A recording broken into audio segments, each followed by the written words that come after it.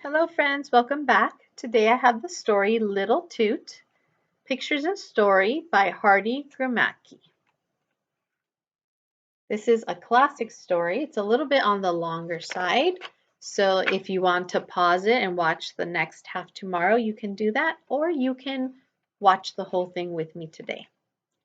At the foot of an old wharf lives the cutest, silliest little tugboat you ever saw. A very handsome tugboat with a brand new candy stick smokestack. His name is Little Toot, and this name he came by through no fault of his own. Blow hard as he would, the only sound that came out of his whistle was a little small toot toot toot.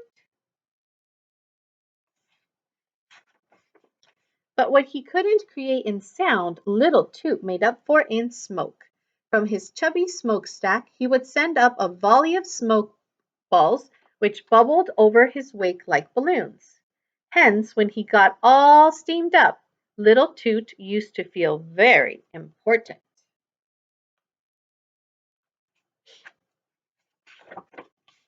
Then the flag at his masthead would dance like the tail of a puppy dog when he's happy, and he flaunted his signals like a man of war. Now the river where Little Toot lives is full of ships. They come from ports all over the world, bringing crews who speak strange tongues and bringing even stranger cargoes. Hides from Buenos Aires, copra from the South Seas, whale oil from the Antarctic, and fragrant teas from distant Asia. So there's always work for tugboats to do, either pushing ships into the docks to be unloaded, or else pulling them into the stream and down the channel to the ocean to begin a new voyage. So a tugboat's life is a busy, exciting one, and Little Toot was properly right in the middle of it. His father, Big Toot, is the biggest and fastest tugboat on the river. Why, Big Toot can make more smoke and kick up more water than any two of the other boats put together. As for Grandfather Toot, he is an old sea dog who breathes smoke and tells of his mighty deeds on the river.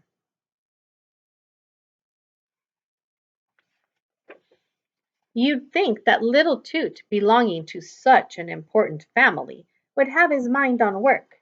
But no, little Toot hated work. He saw no sense in pulling ships 50 times bigger than himself all the way down to the ocean, and he was scared of the wild seas that lay in wait outside the channel, beyond where the harbor empties into the ocean. Little Toot had no desire to be tossed around.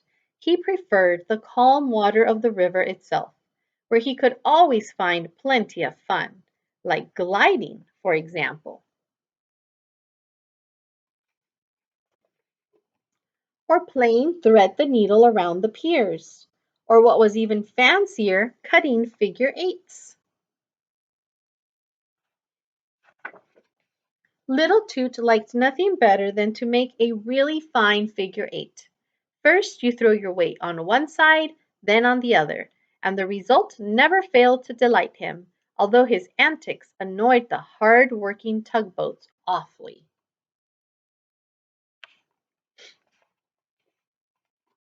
But he kept on making figure eights that grew bigger and bigger until one day, carried away by the joy of it all, he made one so big it took up the whole river.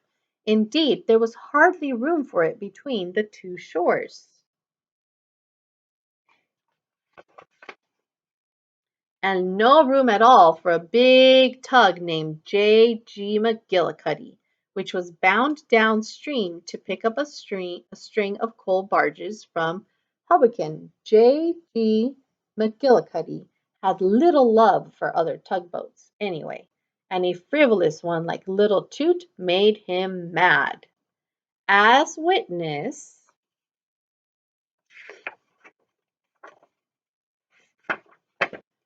this by itself was bad enough, But unfortunately for little Toot, the other tugboats had seen what happened, so they began to make fun of him, calling him a sissy who only knew how to play.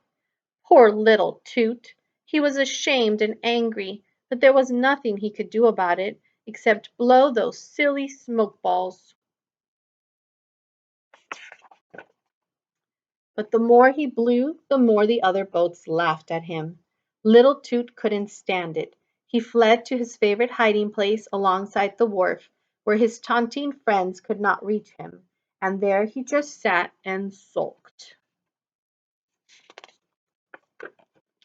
After he had moped a while, Little Toot saw headed down the river a great ocean liner,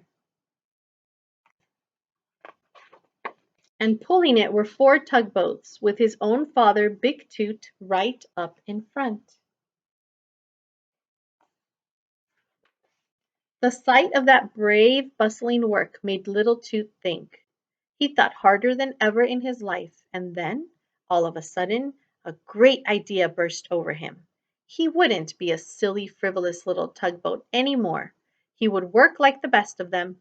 After all, wasn't he the son of Big Toot, the mightiest tug on the river?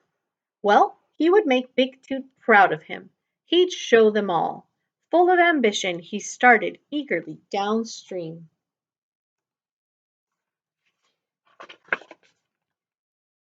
He sidled hopefully up to one big ship after another, tooting for them to heave a tow line, but they supposed he was still only a nuisance and would have nothing to do with him. Oscar the Scandinavian rudely blew steam in his face,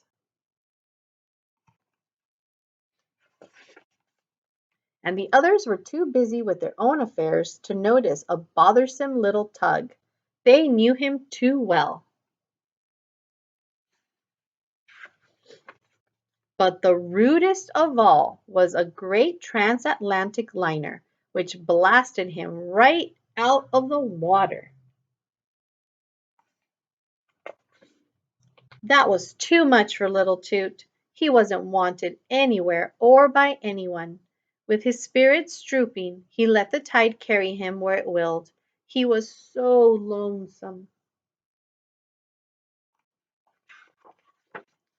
Floating aimlessly downstream, he grew sadder and sadder until he was utterly miserable.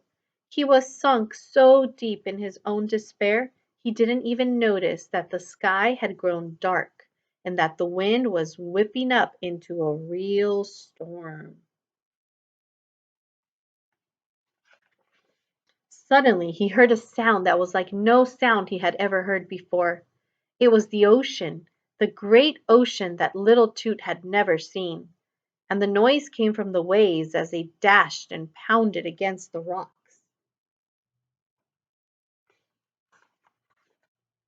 But that wasn't all. Against the black sky climbed a brilliant flaming rocket. When little Toot looked hard, he saw jammed between two huge rocks an ocean liner which his father had towed many times up and down the river.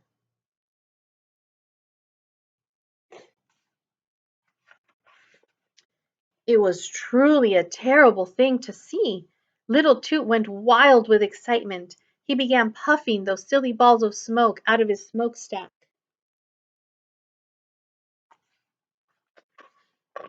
And as he did, a wonderful thought struck him. Why, those smoke balls could probably be seen way up the river, where his father and grandfather were. So he puffed a signal thus: SOS. Way up the river they saw it. Of course they had no idea who was making the signals, but they knew it meant come quickly. So they all dropped what they were doing to race to the rescue.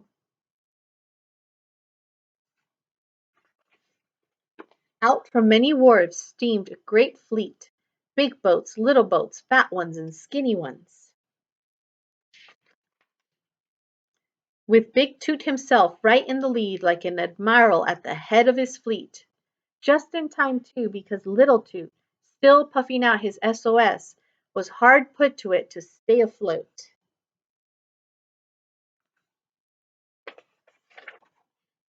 One wave spun him around till he was dizzy, and another tossed him up so high he was glad when a spiral-shaped wave came along for him to glide down on. Before he could spit the salt water out of his smokestack, still another wave came along and tossed him up again. It looked as though he'd never get down. All this was pretty awful for a tugboat that was used to the smooth water of the river. What made it terrifying was the fact that out of the corner of his eye, when he was thus hung on a wave, little Toot saw that the fleet wasn't able to make headway against such fierce seas.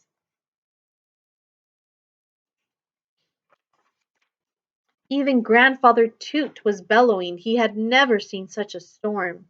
Little Toot was scared green.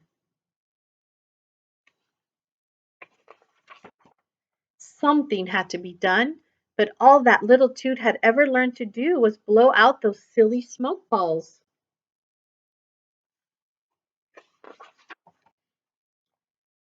Where he was, the channel was like a narrow bottleneck with the whole ocean trying to pour in at once.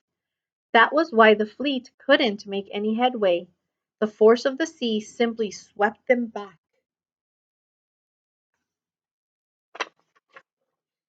Indeed, they were on the verge of giving up entirely when suddenly above the storm they heard a familiar toot. It was little Toot, not wasting his strength butting the waves as they had done, but bouncing from crest to crest like a rubber ball. The pounding hurt like everything, but little Toot kept right on going. And when Big Toot looked out to sea through his binoculars, he saw the crew on the great vessel throw a line to little Toot.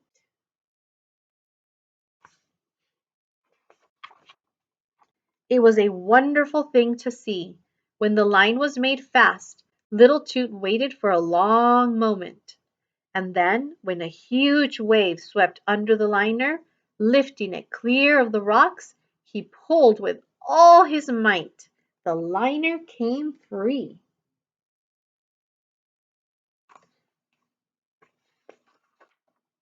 The people on board began to cheer, and the whole tugboat fleet insisted upon little Toot's escorting the great boat back into the harbor.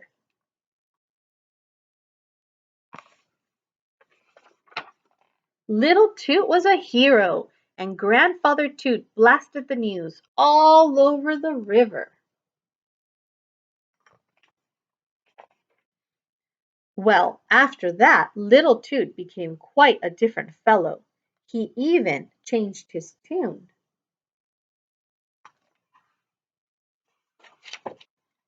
And it is said that he can haul as big a load as his father can.